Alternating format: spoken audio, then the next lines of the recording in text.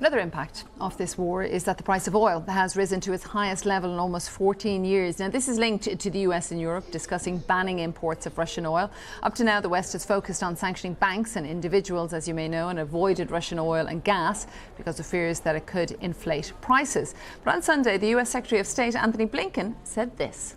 We are now in very active discussions with our European partners about banning the import of Russian oil to our countries, while, of course, at the same time maintaining a steady global supply of oil.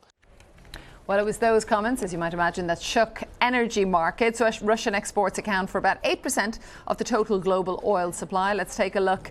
In the US, Russian oil accounts for about 3% of its total oil imports. So although it would drive higher prices, the effect would be relatively small. But for Europe, it's much bigger. 30% of oil supplies come from Russia. 39% of the continent's gas supplies also come from Russia. So I want to bring you a little more from our business correspondent, Theo Leggett. This is what's been happening. If you look here, a couple of weeks ago, before the conflict in Ukraine began, the price of oil was around $90 a barrel. Today, it went above $130 a barrel. That's a huge increase in a very short time. And we're seeing the same thing on the gas markets. A couple of weeks ago, the price of wholesale gas in the UK was about 200 pence a therm. Today, it went up to nearly 800 pence a therm. That's a massive increase. However, sanctions on Russian oil, they may not happen that quickly, despite what the US Secretary of State said. A little earlier on Monday, Germany's Chancellor Olaf Scholz, he was pouring cold water on the idea, saying in a statement that Europe has deliberately exempted energy supplies from Russia from sanctions, that the continent's energy supply could not be secured in any other way at the moment. On his visit to London instead to meet the British Prime Minister, Boris Johnson, the Dutch Prime Minister was a little more positive. Here's a little of what he said. We still need European companies to continue their work towards Russia. And that is important. And of course, what we need to do over time is to make sure that we reduce dramatically our energy dependency on Russia. But it's not just energy prices. With no realistic prospect of a quick resolution to the conflict in Ukraine, other commodities have also soared in value, including gold and other metals, as well as wheat and maize. The boss of one of the world's biggest fertilizer companies says the war is a threat to global food supplies, and he's been speaking to the BBC.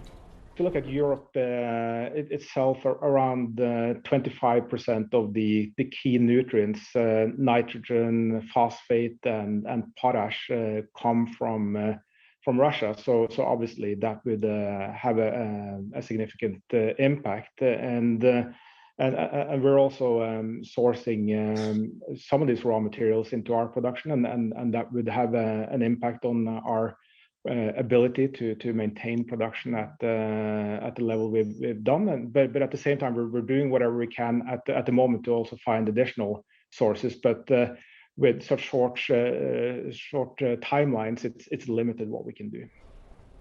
So many implications. Let me bring in Amrita Sen, who's the co-founder and head of the research at Energy Aspects, an energy market research consultancy in the UK. You're so welcome. Thanks so much for joining us. First to that question kind of raised by the US Secretary of State. Do you think the US and the EU could possibly ban Russian oil and gas?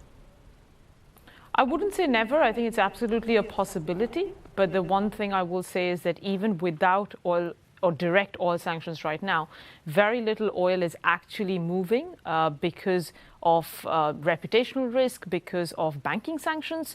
And that has meant that European buyers are just not purchasing Russian oil. China is starting to purchase Russian oil again. India is not opposed to buying Russian crude, but de facto, even without a ban, it's still serving the same purpose. So interesting. So it all becomes more sluggish, even if there hasn't been something specifically put in place. But, you know, Mark Rutte, also Boris Johnson, during that press conference today, they did talk about weaning themselves off Russian oil and their constituents. How long would something like that realistically take?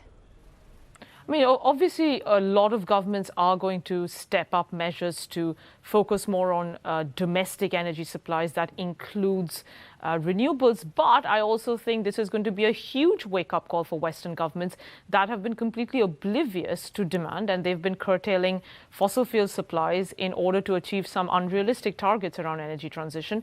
But now you have, of course, seen the UK government talk about potentially allowing some more production in the North Sea, weaning ourselves off Russian oil. I mean, Russia exports almost 5 million barrels per day of oil. This is one of the biggest exporters of the world. It is going to take at least 5, if not a decade. And remember, even if Europe weans itself off Russian oil, Asia will not. So it's just going to be a distribution of basically where this oil goes. Really so interesting. Could it be, because we keep on talking about it in one way of, the US or Europe not taking Russian oil, could Russia decide to not supply? Yes, but that would really be a very extreme measure. But yes, if the West continues provocation in the sense, or at least that's how Putin feels it, or I would say that if Putin realizes that, well, he isn't able to sell much of his oil anyways because of the banking sanctions I mentioned, it could be a possibility then he just says, well, this becomes an economic warfare, and in or through that process he decides to not sell oil. I really don't think that's a likely situation, but you can never say never given the kind of circumstances we are seeing. So what about the regular person, whether they're in Europe or the United States? I know they're hit in different capacities, but will everybody see a difference? Well, I think you are going to see very, very high oil prices because we aren't buying we think about 70% of Russian oil doesn't have a home right now, which then, of course, will feed through to petrol prices at the pumps. And you've already seen petrol prices in the UK and the US rise quite substantially. And well before the Russia crisis, we have actually talked about how tight fundamentals are. There's not enough spare capacity and demand is roaring back. So, yes, unfortunately, we are going to be in for a period of very high and volatile prices.